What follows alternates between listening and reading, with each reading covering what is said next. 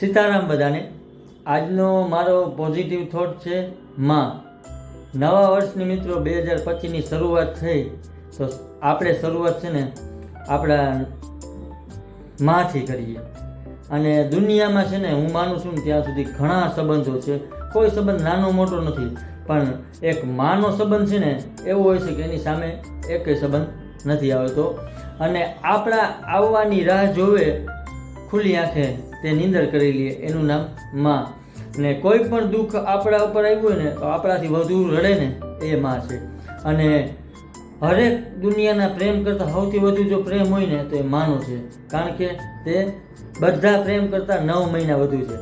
અને માને બધી ખબર હોય, એ આપણા મિત્રને છે ને જોઈને કહી દે કે આ તારા માટે રેડી મિત્ર છે કે નહીં। અને આપણે ગમે એવા મુશ્કેલીમાં ના હોય, આપણને રસ્તો બતાડે ને સહી રસ્તો એ એક માં છે। અને મિત્રો, માં ગમે એટલી મુશ્કેલીમાં હોય પણ તે છે ને બાળકોની ઉમ્મીદ છે ને કોઈ દી હારવા નથી દેતી, કારણ કે માં જેવો પ્રેમ છે ને દુનિયામાં કોઈ કરી જ નથી શકતું। કારણ કે ખાલી જેના એક ફૂંક મારવાથી આપણું દર્દ દૂર થઈ જતું હોય તો વિચારો, આપણે બધા નાના હતા ત્યારે ખાલી આપણે લાગ્યું હોય ને માં એક ફૂંક મારે ને તો આપણે દર્દની ખબર નથી હોતી। અને એટલે જ મિત્રો, ભગવાનને પણ ખબર હતી કે બધી જગ્યાએ હું છે ને નહીં પહોંચી શકું, એટલે એને માં બનાવી કે આપણા જો નસીબ લખવાનો હકે ને એક માને આપ્યો હોત ને તો આપણા નસીબ કોઈથી નબળા ના હોત। અને માં જેવો પ્રેમ છે ને દુનિયામાં નથી થતો, કારણ કે દુનિયામાં કેટલા બધા કલાકાર છે કે જેની કલા પીરસે છે પણ એક નામ આપે છે, પણ માં છે ને એક એવા કલાકાર છે ને જે બાળકને જન્મ આપે છે પણ નામ છે ને એને પિતાનું આપે છે।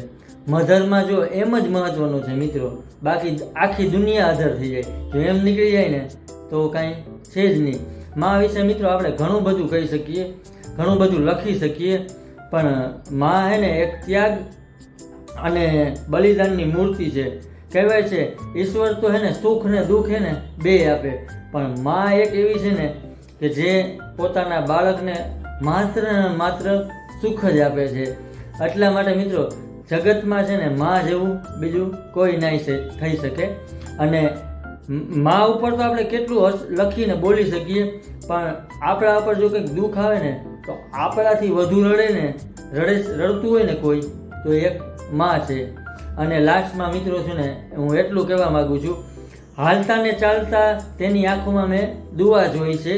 મેં મિત્રો સ્વર્ગ તો નથી જોયું, પણ મેં મારી માને જોઈ છે। અને હરેકને જેને માં હોય ને મિત્રો એક નસીબદાર છે કે તમારી પાસે તમારી માં છે। તેનું ધ્યાન રાખો, ખુશ રહો।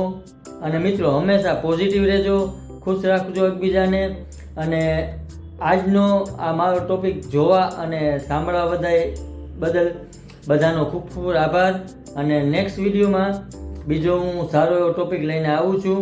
અને મારી ઇન્સ્ટા અને FBના આઈડીને ફોલો અને શેર કરજો, અને મારી યુટ્યુબ ચેનલને લાઇક, શેર અને સબસ્ક્રાઈબ કરજો, જેથી કરીને આપણે આવનારું આ વર્ષ 2025 વધુમાં વધુ પોઝિટિવિટી સ્પ્રેડ કરી શકીએ। Thank you all of you, thank you.